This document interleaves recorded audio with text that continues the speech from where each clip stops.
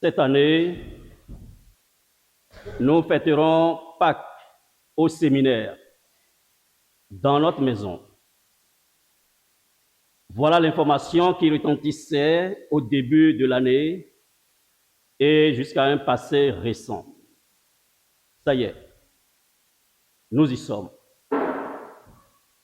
Cette semaine, estampée d'une spiritualité singulière, au point de lui donner le nom de Semaine Sainte, nous a permis de découvrir, à travers les différentes célébrations, non seulement la richesse de la liturgie catholique, mais aussi de voir la trame du mystère du salut. Depuis hier, la joie pascale habite et inonde le cœur des fidèles à travers le monde. Mais en réalité, qui a vu le Christ ressuscitant? Bien malin, qui puisse lever son petit doigt pour me répondre. De toute façon, cette remarque, interrogation, n'est pas pour ébranler votre foi, loin s'en faut, ni botter en touche vos convictions, qui sont d'ailleurs tenaces. En tout cas, je sais que tout le monde parle de résurrection. Avec les premières pluies, tout reverdit. La nature ressuscite. Le grand-père que nous avons conduit mourant à l'hôpital en revient ressuscité et parle même de se remarier. On veut ressusciter les traditions anciennes et populaires ou les vieilles entreprises. Tout ce qui est menacé de mort, pourri par le temps, doit ressusciter. En réalité, tout cela n'a rien à voir avec la résurrection de Jésus. Dans tous ces exemples, il s'agit de revenir en arrière, de retrouver le temps d'autrefois. Jésus ne recommence pas sa vie comme avant. Il est impossible d'imaginer que Jésus retrouve les chemins de la Palestine, le feu au bord du lac, les rencontres sur les routes, ni même qu'il continue sa mission comme avant, comme si la passion n'avait été qu'une malheureuse et une momentanée interruption. Le Christ est ressuscité. Cela veut dire que le Christ retrouve sa vie biologique et ses travaux, mais que Dieu lui donne une vie absolument nouvelle dans une manière d'exister qui est absolument nouvelle. Quand nous proclamons dans la foi, le Christ est ressuscité, nous affirmons qu'il est maintenant comblé de la vie de Dieu et ainsi que tout ce qui l'unissait à nous, loin d'avoir connu une fin, est pleinement accompli.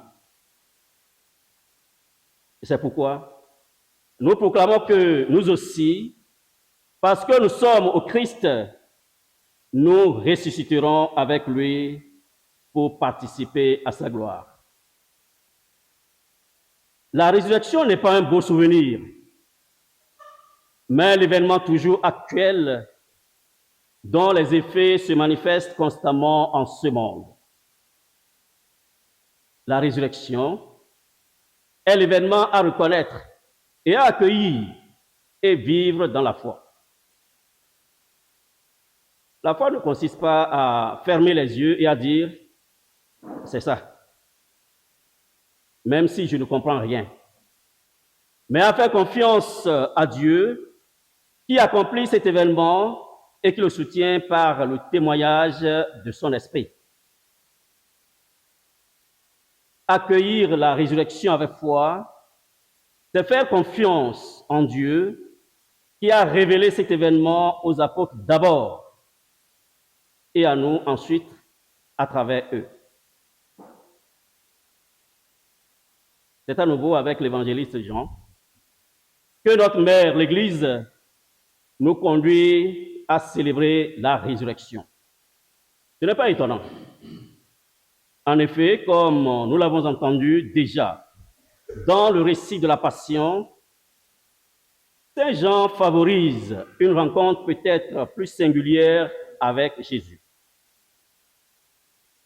Après les femmes premières arrivées tôt ce matin, c'est aux hommes d'entrer en scène, comme vient nous le rappeler l'Évangile. Pour eux, point d'ange annonciateur. Jésus les a préparés depuis longtemps à ce moment et les y a initiés. Alors, il les laisse à la puissance de sa grâce. Oui, pendant 3 années de sa vie publique, Jésus leur a doucement appris à deviner l'invisible et à le pressentir. Pas plus tard qu'il y a 2 jours, et il leur a même dit où il devait le retrouver, en Galilée. Mais aucun n'a compris. Et donc, aucun n'en tient compte. Il reste quelque chose qu'ils n'ont pas encore compris, comme nous l'a dit l'Évangile. Mais ce n'est pas grave. Jésus leur fait confiance pour se laisser éclairer de l'intérieur par la grâce qu'il a semée en eux. Jusque-là, en effet, la plénitude de la divinité du Verbe était certes voilée d'une humanité. Mais Jésus était bien là, visible.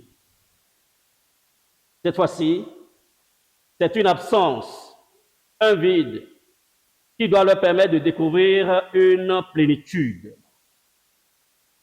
celle de la résurrection, ou plutôt celle du ressuscité. Avec une sobriété toute vierge et une justesse exacte, Jean nous raconte admirablement, il vit et il crut.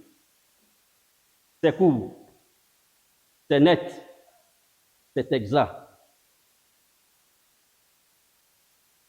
Il ne faut toutefois pas s'y méprendre. En effet, Thomas le jumeau demandera lui aussi de voir et il croira. Mais ici, Jean n'a rien demandé. Il a juste été disponible pour recevoir. Et de fait, il a reçu.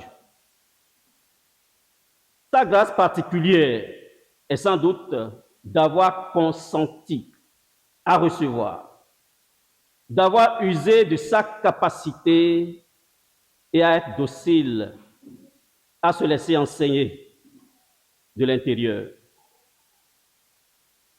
Il s'en est trouvé tourné vers l'avenir et non plus vers le passé. Pour Pierre, c'est plus compliqué. Il lui faut tout vérifier. Il lui faut refaire ses calculs. Ce n'est pas tant qu'il soit consciencieux à ce point. Mais il a connu tout récemment une sacrée défaillance Alors, il est devenu assez méfiant. Méfiant sur les intuitions généreuses, voire géniales, les siennes comme celles des autres. Rappelez-vous, il y a 2 jours,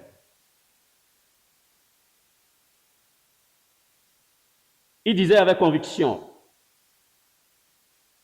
vouloir et pouvoir aller jusqu'à la mort avec son maître. Et finalement, c'est bien vivant, après sa défaillance face à une gougandine, qu'il est devenu honteux. En pleine nuit et en cachette, il alla se glisser, se fourrer dans son lit. Depuis, Pierre tient à garder la tête froide.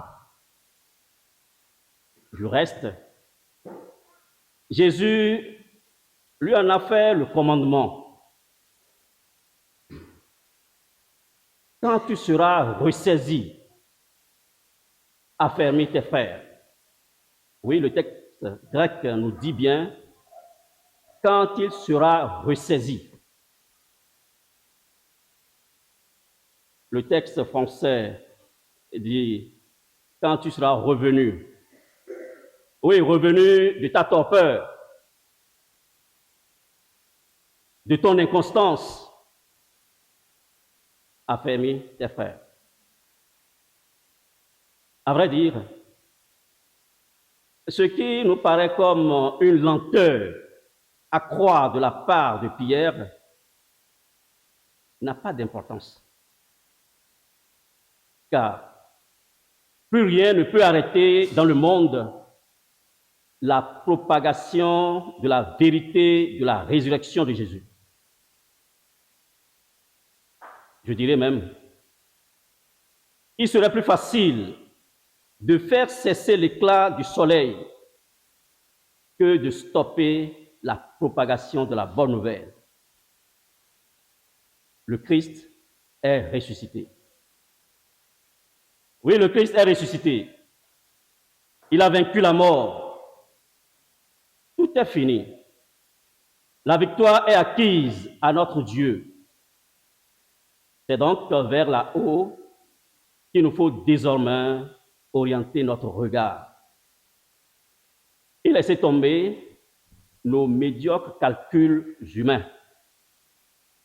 Calculs sans cesse recommencer, tout simplement parce que c'est le propre des calculs de n'avoir pas de fin. Oui, laissons-nous rencontrer par le ressuscité. N'ayons pas peur de lui. Sa bienveillance est ineffable. Et nous avons désormais cette certitude qu'il ira nous chercher loin, bien loin, si jamais nous nous égarons. Lui qui est allé chercher une passion qui seule pouvait faire écho à l'amour incompréhensible qui nous porte. Chers amis, la découverte du tombeau vide ne suffit pas pour donner la foi. Celle-ci, la foi donc, est le fruit d'une rencontre personnelle avec le ressuscité. Devant le sépulcre ouvert, en effet, les femmes n'ont rien compris. Pierre non plus. Même après avoir vu les linges mortuaires,